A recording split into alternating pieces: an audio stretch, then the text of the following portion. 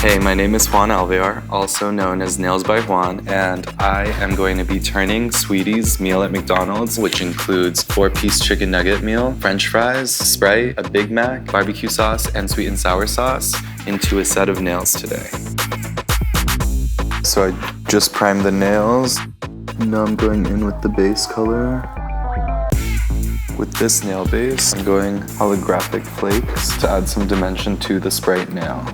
Take this, cut it, file a semicircle, draw it on the nail, paint, adding rhinestone vertically down to give the feeling of fries. Carving gel, this is going to be a chicken nugget. Poking holes and kind of scraping the surface back and forth just to give it texture. I'm mixing poly gel and colored gel to create the barbecue sauce. Then now that it's in position, I'm going to cure it. This nail is inspired by Saweetie's favorite drink, which is Sprite. Then we're going to cover it with rhinestones to give it a bubble effect.